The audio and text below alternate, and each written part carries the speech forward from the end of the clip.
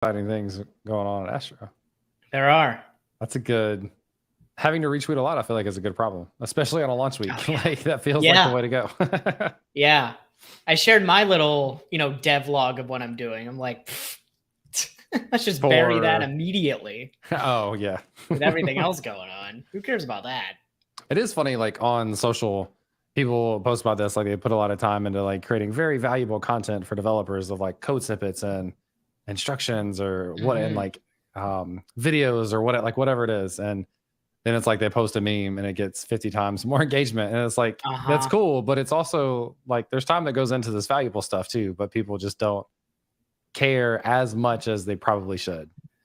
Yeah.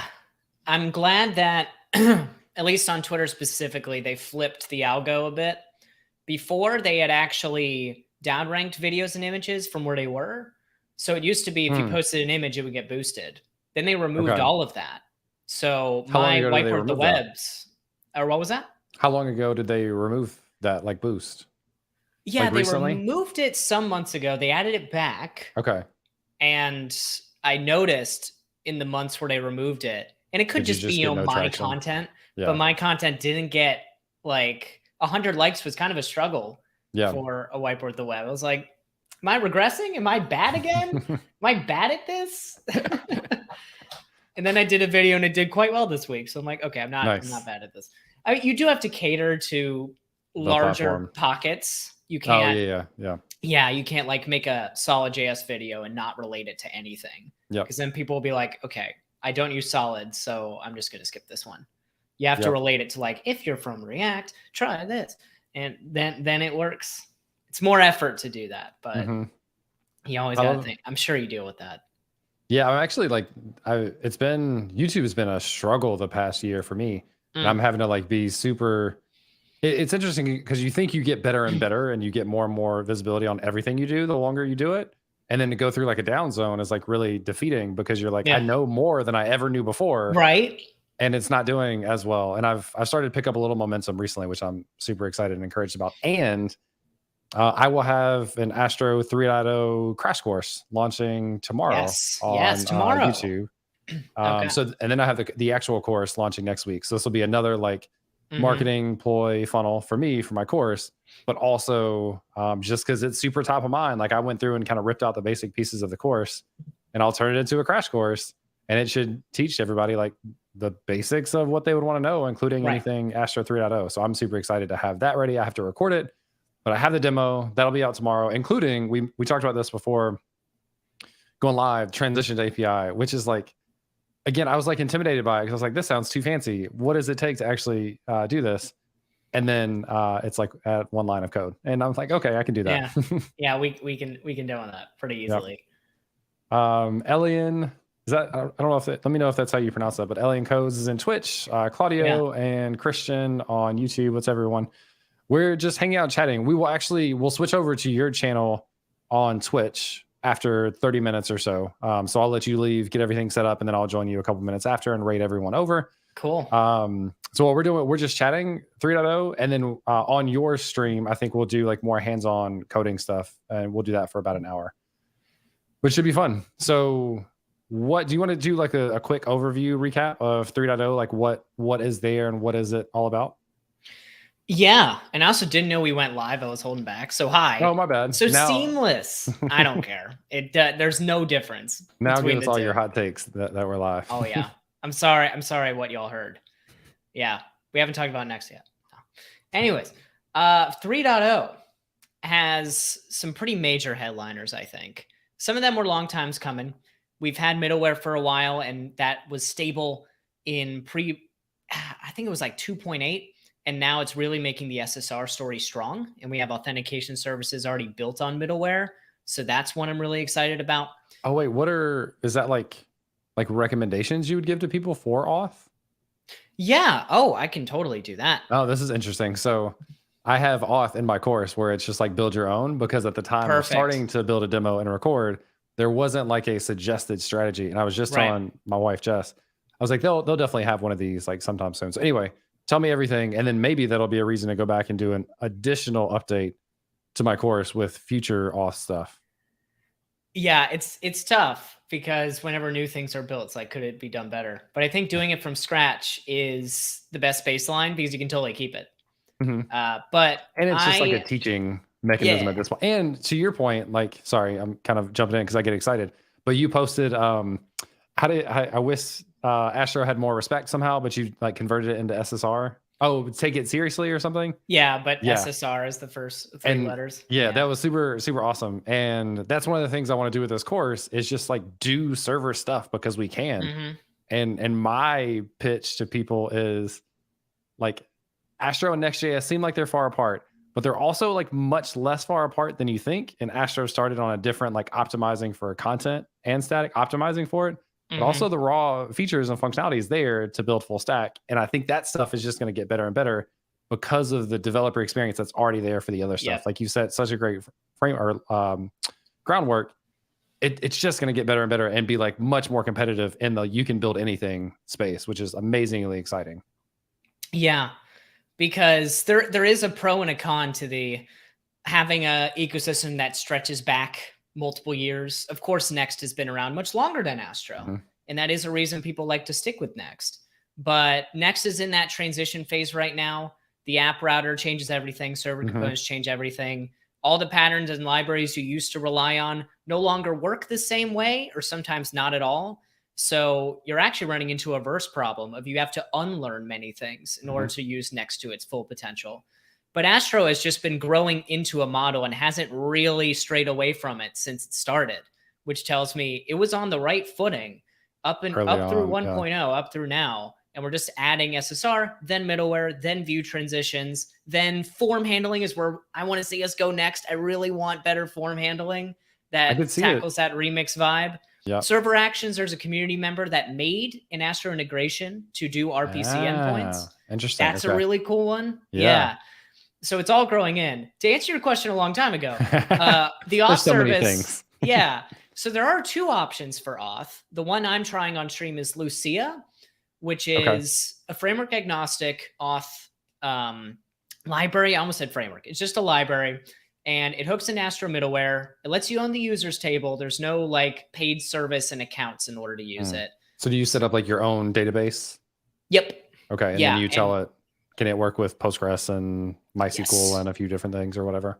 Yeah, it's got adapters for your favorite SQL frameworks. I'm using Vercel Postgres, so I'm going to try to wire that into Lucia. And I feel like that'll be a good proof. I've used it with SQLite before, I think. Or no, MySQL, that's what I was using it with.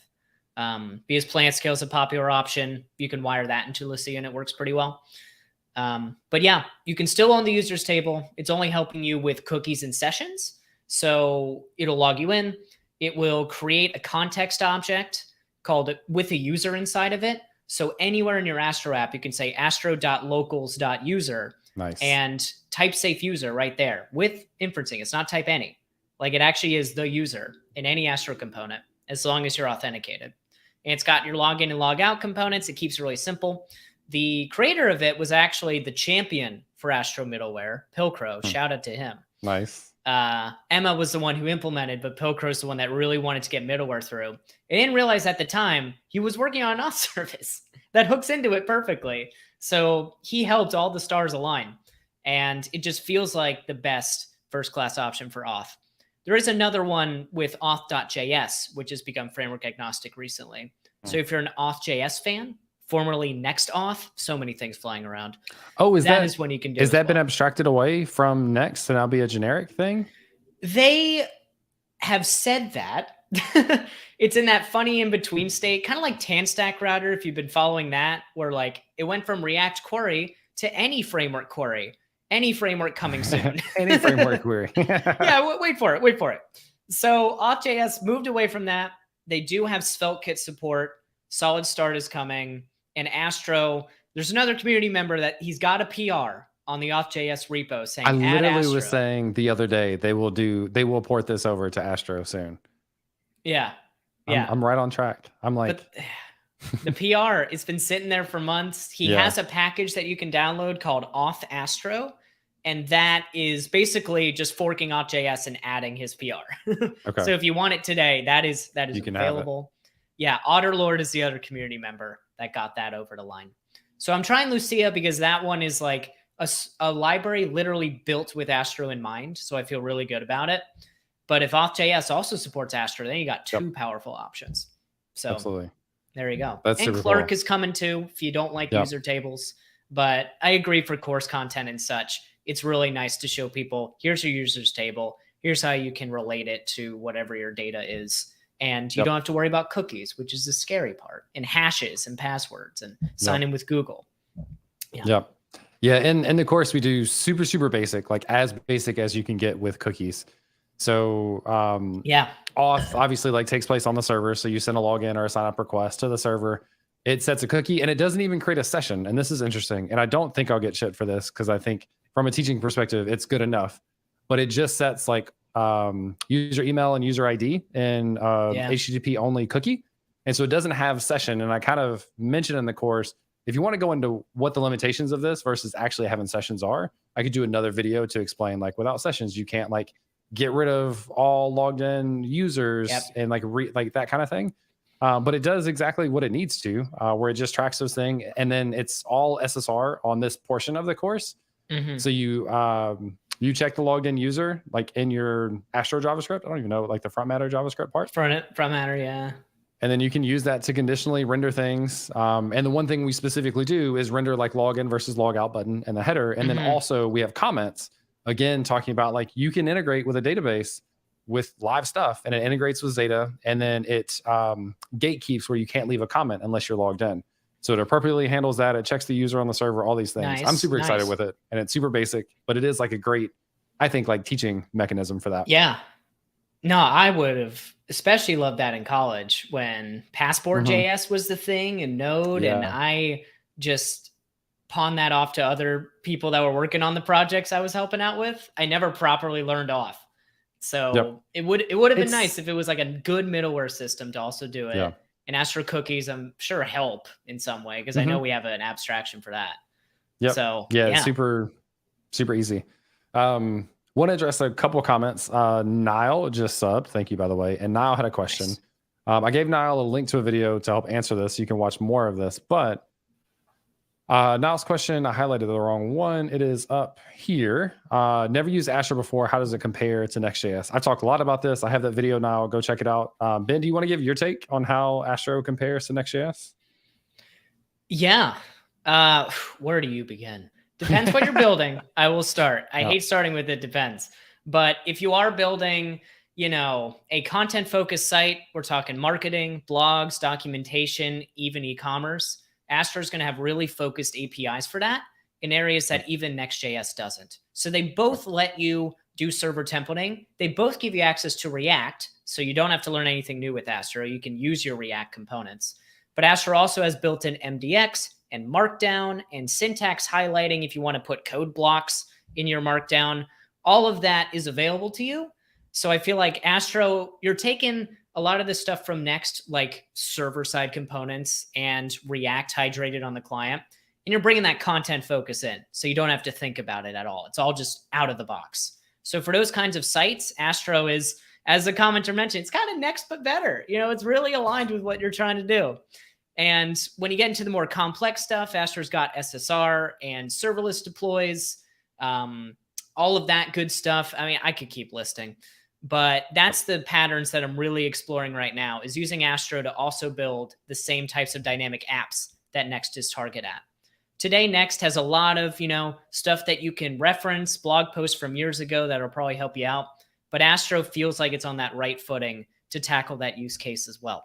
So give it a try, of course, but don't feel overwhelmed by JavaScript fatigue, because I know that's also a thing.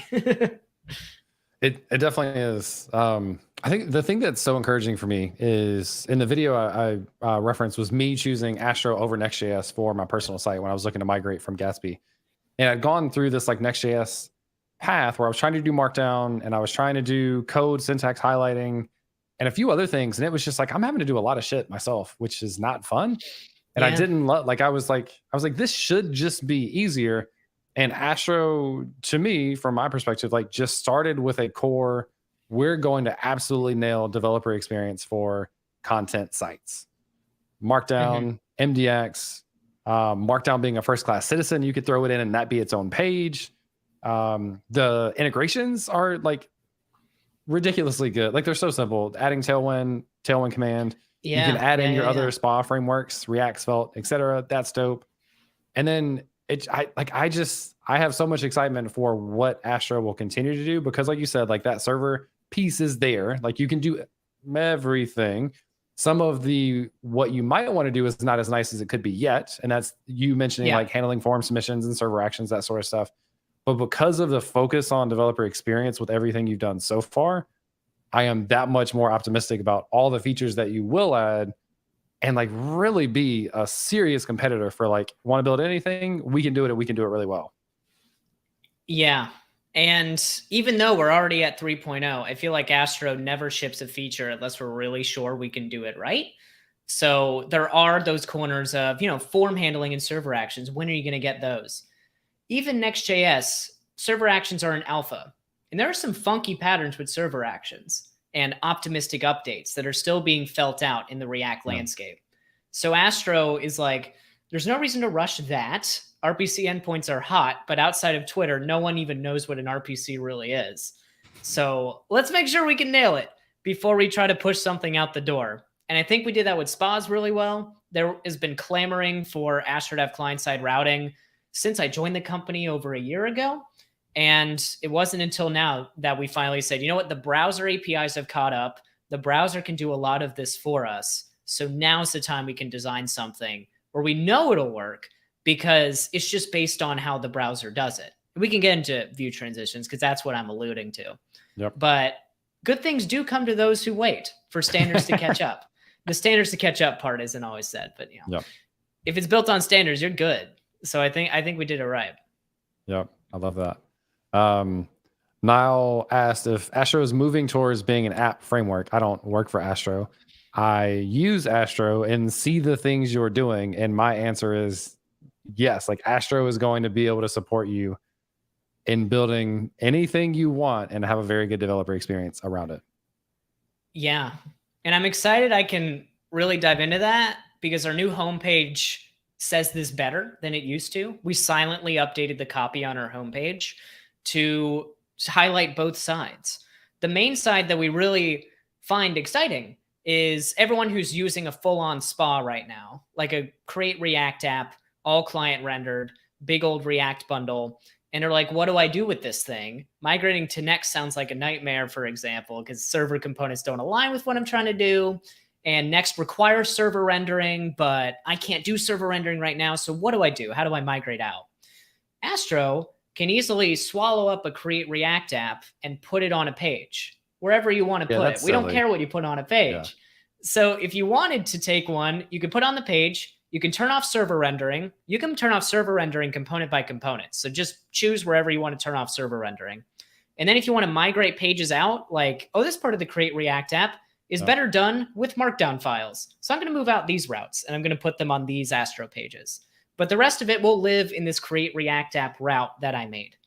Like, that is a nice migration story if you already have something sitting around from 4 or 5 years ago. The hardest part is untangling Webpack, obviously.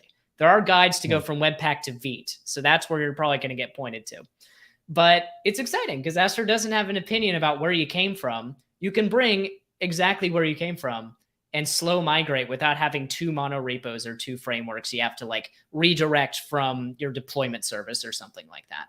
So that's the app side we're getting into, is like, we're not saying take your Next.js app router and put it in Astro. You already did the work there.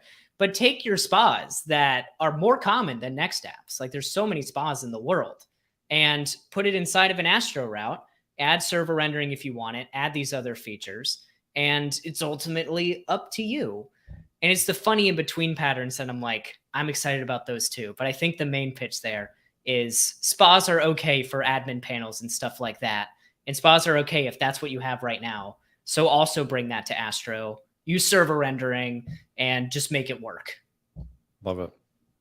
There was a comment from M. Phillips saying that they hope I feel better. Yesterday I had like debilitating back pain. Like I legitimately couldn't get out of bed for hours. Yeah. Oh no. And it still hurts some, but I feel so much better today. Like so much better. So I am I'm doing a lot better. So thank you for asking. Comment from Mareb. As a beginner, I tried Vue, Nux, React Next, and find Astro easier and better, which is a pretty, like, again, powerful statement, thinking initially that Astro is not necessarily in the category of Nux and Next at surface level, because most people know Astro as the static site generator, just content. But to be competitive in that space and to be noticeably comparable and even better from a user experience perspective from someone that's unbiased and like jumping into this, I think for the first time, I assume, that's really cool. So that's awesome. Yeah, I totally agree. I've also tried comparing, the nested layout routers and other fancy routers that frameworks have in order to get around, persisting the nav bar when you go from one page to another, and they want it to work perfectly. So you have this funky nested layout system where this route nests inside this one. And if you don't want that to happen, you create a route group, which is a parenthesis file at the top. It's madness. And I like in Astro, if you want a layout, you import the layout. You can't do a default layout. And we've kind of treated that like a strength, because you can pass props into that layout. You can pass a head component into that layout. You don't need React Helmet or anything like that. So because you can put the layout on every page, you don't need a nested layout system. Every route's just kind of a route. And if you want to persist stuff, now there's persist. It's a directive. So if you wanted the nav bar to persist, you put transition:persist on the nav bar. And if there's a user in there, there's a drop down that's storing your cart. It just stays there. You don't have to worry about it moving around. How does this work? How does that work? We were talking about that, Yeah, no, this is like a hot topic. Transitions API. I did this earlier. One line of code to add transitions. It like makes it so much nicer looking to go from one page to another. Yeah. When you use that before what you just said, is that still doing a full page refresh? They're just doing like a UI trick to make it look nice? Is that what's happening? Yeah. So no UI tricks to make it look good, because otherwise you would blow away state if you have client-side state. It was an option. But we do it with a JavaScript diffing approach. So there is some JavaScript on the page in order to make the transition seamless, but we're talking single digit kilobytes here, nothing crazy. And it is going to take the next page that you're trying to route to. It's going to find all of those elements that were marked as persist. And it'll say, oh, there's a nav bar on this page you're going to. You have a nav bar right now. They both say persist. So when I'm updating the DOM to add the new elements to the page, I'll make sure that one I don't replace. Yeah, just skip it. So don't use it. That is, you have to mark that to not, like, you have to load that as persist specifically to not have it be reloaded. Yes, exactly. Okay. And it will, you're avoiding the page refresh in all cases if you're using Vue transitions. So you don't have to, aggressively mark everything as persist just to have a nice animation. Like, only do it if you've got state. You have things that really, really should not re-render. Like, you have that cart drop down and you're storing a JavaScript variable with all the cart items. You don't use the server for whatever reason. Like, that's a good time. Also, a media player. That's an easy example. You have a video component. It's playing a video. Yeah. And you mark it as persist. So that way the video doesn't reload every time you go to a new route. So there is, when you enable this, there is JavaScript that runs on the front end. It's pretty lightweight. Yeah. And is it like, how does it figure out what pieces of data to get for the next page? Like, how this gets into like a level of detail that kind of blows my mind, to be honest. Yeah. So unlike nested layout frameworks, we don't have like individual component fragments to only load this specific component. We're kind of naive. If you have a server endpoint with one layout and another layout, yeah, it's going to rerun that whole server endpoint to re-render that layout. It's true. You do have to be cognizant of that and not do much server work, because otherwise users waiting on stuff. Cache headers help you. All that helps you. But when we do the network request, it's going to go to that endpoint. It's going to take whatever HTML it puts out, which should be everything down to the HTML tag, and it will just diff it in order to find what persists and what doesn't, and it'll load all the DOM elements in there. So there is some cleverness I don't fully understand. I know if you don't use persist, it's a simpler model, where the browser is going to handle all of this. The browser takes a screenshot of the current page, and the browser animates in the new page and smartly replaces parts in that screenshot that it needs to. So a lot of it's offloaded from us. You'd have to go into the Chrome like source code implementation. To really yeah. Wow. And I read something about the screenshot as well, and I was kind of confused because I think there used to be this thing in iPhones where like as you leave an app, it would take a screenshot of that app, and then when you come back to it, it would show the screenshot while the actual interactiveness is loading behind the scenes, so it seemed faster.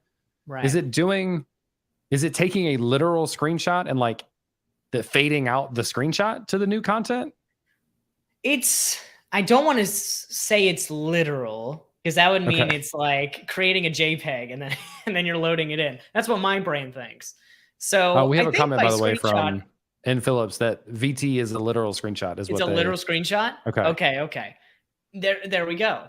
Never mind. Yeah. So that is this is like really, it's amazing the level of detail that goes into a browser and a framework to do anything, including maybe not a JPEG though. Yeah. Whatever it is. Yeah. Whatever that format is. I don't know what it would be. Yeah. It's not an SVG. It's just something. Yeah. So there was another interesting implication, and I don't know if you even super intentionally did this, but you mentioned an endpoint. And so you think about going from page to page. We don't usually consider that an endpoint per se. We consider that like an HTML page that you're reloading. Like you make a request, and you get an HTML page, but you said endpoint. And I think that has implications of the fact that from the browser, you can make a request to that endpoint, which does return HTML. Yeah, exactly. Without having to change the page yet. And then after that HTML comes back, now you have the ability to diff and figure out what to update. Wow. Update the URL and the bar, and then display the content based on whatever has changed. So that will take care of like that diff process. We talked about the persist idea. Originally, when you mentioned it, I was like, okay, does my nav bar need to be persisted? And part of the answer is no, a lot of the times, because that will be picked up in the diff. Unless there's some sort of state baked into the nav bar. Like if you have an icon for a checkout and it has 1 or 2 or like however many items, or maybe if there's some sort of auth state in there, you could choose to not do that. But otherwise, if it's just a static nav bar, that will be automatically taken care of in the diffing process. Yeah. And if you're, adding those transition directives also, you could say like, take all the content below the nav bar and slide it in, like do a fun slide animation from one documentation page to the next. Okay. Yeah. And then the nav bar, just don't do that. Just don't put the transition directive. Yeah. And that way it's actually smart about like where to put the content. You can subdivide it to say like, oh yeah, the table of contents stays there. This content slides in. Maybe the user, I don't know, fades between cart states. I'm trying to figure out another reason, but it's up to you to be granular. Yes. Yeah. So my like one pet peeve, and I have to go and update my site now. One pet peeve on my site is every page loads super fast except for my blog page. And that's because it's loading like 6 images or whatever. Like I have pagination. Astro makes it super easy, by the way. Oh, okay. Have pagination on there, but it's still like it takes a noticeable amount of time to go from page to page. So you see the page refresh, but this solves all of that. Cause the only thing I care about is like leaving my nav bar just to make it not seem like you're leaving completely. And then it will load in that data as it's ready. Yeah. You won't notice that sort of funny feeling of, oh, it's reloading the table of contents. Oh, there it is. Yep. Which is not super noticeable on the Astro docs, but I've seen it, especially if I really slow down the network activity. Yep. So when you go into that heavier state, it is nice to keep those other things around. Yeah. Yep. Sweet. Keyboard Cowboy is asking about my course launch. I will take the opportunity to promote this. So I think it will be Wednesday. I have a handful of videos left to clean up. I need to go back and make sure everything is appropriate for 3.0. I'm super excited to be able to do that. By the way, like I made this decision to support 3.0 like days ago after going through and talking to the team and figuring out there's like 5 things to just reference to people that are going to be slightly different. And I mistyped this on my tweet. Like the port goes from 3000 to 4321, like blast off. And I said 4127, which is, I think, the default new Veet port, I think. So I just kind of got a, yeah, thank you. See, that's why I should double check everything I do. It's not as memorable. I know. 4321. So the image component is now built in, so you don't have to import that. You don't have to add Astro image. You just use the image from content assets. I think like you just import it directly from Astro. The name of API method handlers, so get, post, put, etc., are all completely uppercase. I said capitalized, but it's all uppercase. And that's really it. So I can re-record a few videos and also just add a couple of notes of like, on your screen, you may see this if you're in 3.0, which is a capital uppercase word versus not. So anyway, super, super cool. Out of respect for your time, I think our goal was to do this 30 minutes and then go to your channel. Are you ready to go get yours set up? I am pulling up OBS on the side. I'm trying to be really, really seamless here. So I have my use the page transitions to go from one stream to another. Oh, imagine. Yeah, so I have a different software, and I think I've invited you once before. I'm glad I did a trial run with Chris yesterday. We didn't even test our audio, and we went live, and everything worked. Nice. So let's watch that not happen because I said something. Do it. Jinx it all the way. Oh, did I delete? No. I don't know what you deleted. I deleted something I shouldn't have deleted. That sucks. Comment in the chat from Todd Libby. Asking about Astro for accessibility. Maybe you can add more context while you're looking that up as well. Astro has all the things for you to make sure it's accessible. It also has like linting rules in place for at least some accessibility stuff that I have caught, making sure the images have alts, for example. It will yell at me if I don't have that. So that's kind of built in. Astro is also very like out of the box, very performance focused. So doesn't ship any JavaScript by default. You start to add some, like you said, with view transitions. And then if you import any specific like JavaScript running components, but otherwise it's super performant. Also has image optimization. So you can optimize images and stuff with its built-in image component. And then I guess like the linting rules, I don't know if there's anything like specific on top of that Astro does for accessibility. Yeah, we don't. Oh no, I lost them. Well, that was like a huge cliffhanger. So I guess I will just chat for a minute. Todd, if there's anything like specific from other frameworks that you've seen that you want to ask, like in comparison, does Astro support it? Hello, Back. You did it. I don't know how I managed that. I fat-clicked leave studio. I can't believe I managed that. I'm the worst context switcher. I'm glad your whole stream didn't go down because that would have been. Yeah, we're good. Yeah. So accessibility. I know Svelte has a really nice accessibility linter that I'd love to see in Astro templates. We don't have them right now. If you use Svelte in Astro, of course you will. And it's more helpful for client-side JS especially because that's where the ARIA stuff really comes in. So if you're using Astro with Svelte, you'll get some of it. But I do think there's more that we could do there to help you both audit your web performance beyond just saying go to Lighthouse and it'll be great. Because there are times it's not, and we could help you diagnose it. But yeah, been focused on accessibility. I don't think there's been dedicated focus, just side effects of things we've done have been more accessible than other approaches. So that's good. But no explicit linters or anything like that. If other team members in the chat want to chime in on things I don't know about, things in the pipeline, let me know. Yep. But that's where we're standing right now. Great question. Another one, let me know whenever you're ready, by the way, for us to stop here. Yeah, I send you the embed link. Or wait, sorry. I need to send you a different link, actually. Okay. So while you're doing that, invite link. Here we are. Question from Swaggity Pigfig. What a great name. Astro or Svelte Kit? That's a good If name. you had to pick for a personal project.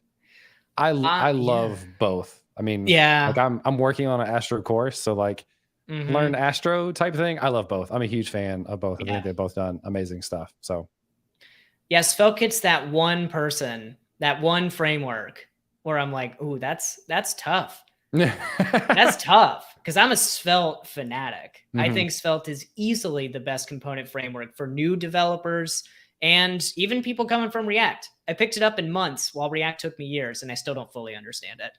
Even though we're using React on our stream, okay, I'm playing into the trends.